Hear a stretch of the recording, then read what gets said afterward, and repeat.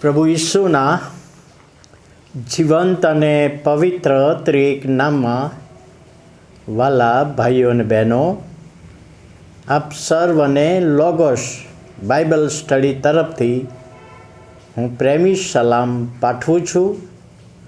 આજનો દિવસ 25મી જુલાઈ 2024 અને ગુરુવારનો આ નવો દિવસ આપણા જીવનોમાં પ્રભુએ બતાવ્યો.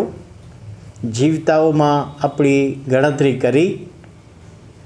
પુષ્કળ વરસાદ છે ને એવામાં પ્રભુએ રક્ષણ જતન કર્યું.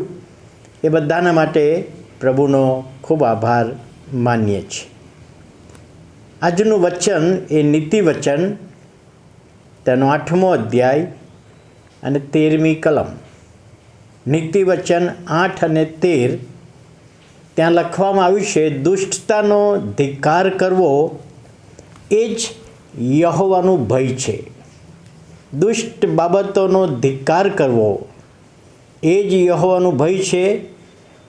અને આગળ લખે છે, અભિમાન, ઉદ્ધતાઈ, કુમાર્ગ તથા આડું મુખ એમનો હું ધિક્કાર કરું છું. એમ પ્રભુનું વચન કહે છે. પ્રભુનું વચન.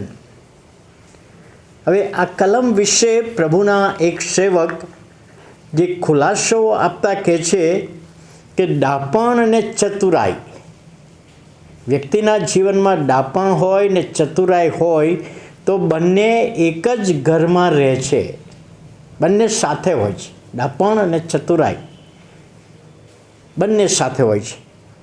અહીં આગળ જે દુષ્ટતાની વાત કરવામાં આવી છે, દુષ્ટતાનો ધિક્કાર કરો.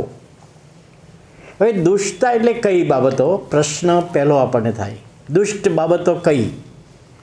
તો એનો એક જ સારાંશ છે, દુષ્ટ બાબત એટલે જે ઈશ્વરના સંબંધથી, ઈશ્વરના વિચારોથી, ઈશ્વરના આયોજનથી દૂર હોય એને દુષ્ટ બાબતો ગણી શકાય. પછી એ કોઈ પણ પ્રકારનું પાપ કરનાર વ્યક્તિ, ઈશ્વરમાં નહીં માનનાર, એ પણ એનો સમાવેશ થાય છે. અને ત્યાં લખ્યું છે કે યહોવાનું ભય છે. દુષ્ટતાનો ધિક્કાર કરવો એ જ યહોવાનું ભય છે. જો તમને યાદ હોય તો 2 કે 3 દિવસ પહેલાં આ વિડીયોમાં મેં કહ્યું હતું એ પ્રમાણે ત્યાં પ્રભુનું વચન છે, લખ્યું છે એ પ્રમાણે કે જ્યારે ઈશ્વરનું ભય એ બુદ્ધિનો આરંભ. આપણે યહોવાનું ભય રાખીએ છીએ તો બુદ્ધિનો આરંભ છે. અને એટલા માટે અહીંયા કહે છે, ગમે તે રીતે પ્રભુનું વચન લખવામાં આવ્યું છે, દુષ્ટતાનો ધિક્કાર કરવો એ બાબત લખવામાં આવી છે. યહોવાનું ભય એ જ્ઞાનનો આરંભ છે, બુદ્ધિનો આરંભ છે.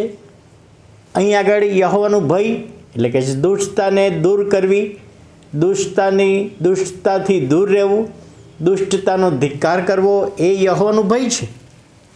અને પછી આગળ જે બાબત લખી છે કે અભિમાન, ઉદ્ધતાઈ, કુમાર્ગ તથા આડું મુખ એમનો હું ધિક્કાર કરું છું, યહોવા કહે છે. આ બાબતો જેનામાં હોય છે એ બાબતોનો હું ધિક્કાર કરું છું. અભિમાન, વ્યક્તિ કોઈક ને કોઈક રીતે અભિમાન કરતી હોય.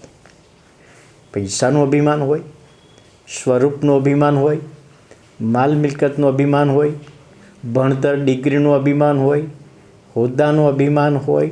તો કે છે આ જે અભિમાન છે એ અભિમાનીનો હું ધિક્કાર કરું છું. ત્યાં આગળ લખવામાં છે ઉદ્ધતાઈ. ઉદ્ધતાઈ ને સાદા અર્થમાં સમજવું હોય તો જેને બોલવાનું ભાન રહેતું નથી એમ કહી શકાય. ગમે તેવા શબ્દો બોલતા હોય, કોઈને ઉતારી પાડતા હોય, કોઈનું અપમાન કરતા હોય, કોઈનું કહ્યું ના માનતા હોય તો એને ઉદ્ધત વ્યક્તિ તરીકે ઓળખવામાં આવે. તો આ બાબતથી પણ યહોવા કંટાળે છે. અને ત્યાર પછી આગળ લખ્યું છે કુમાર્ગ. કુમાર્ગ એટલે વ્યભિચારનો માર્ગ, ઈશ્વરથી દૂર જવાનો માર્ગ. એનાથી પણ કે છે હું કંટાળું છું, જે અજવાળાથી વિરુદ્ધ જાય છે. અજવાળાનો માર્ગ, ઈશ્વરનો માર્ગ એનાથી વિરુદ્ધ જાય છે. અને ત્યાર પછી લખ્યું છે આડું મુખ. આડા મુખથી પણ હું ધિક્કારું છું.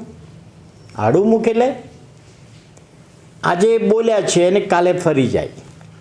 બોલવા સંબંધી પોતે જે વચન બોલ્યો છે, પોતે જે શબ્દો બોલ્યા છે એના ઉપર ધ્યાન આપતા નથી અને આજે બોલે ને કાલે ફરી જાય.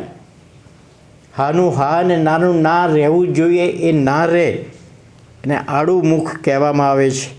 અને યહોવા પ્રભુ આ બધી જ બાબતોથી કંટાળે છે, ધિક્કારે છે.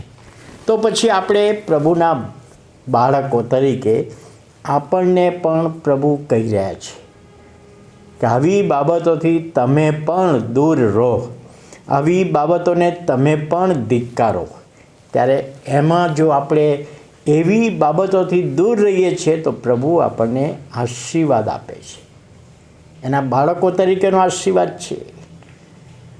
આત્માનું સામર્થ્ય આપે છે, દોરવણી આપે છે. અને માટે કહે છે દુષ્ટતાનો ધિક્કાર કરવો એ જ યહોવાનો ભય છે. અને આ સમજવામાં પ્રભુ તેના આત્માની દોરવણી આપે, સહાય પૂરી પાડે.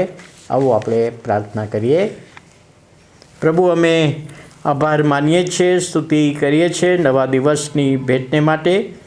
તમારો આશીર્વાદ માગતા આજનું વચન સમજવામાં, સમજાવવામાં આત્માનું સામર્થ્ય આપો, દોરવણી આપો, એ વિનંતી અને પ્રાર્થના ધન્ય સ્વામી પ્રભુ ઈસુના નામે સાંભળો અને માન્ય કરો. આમેન.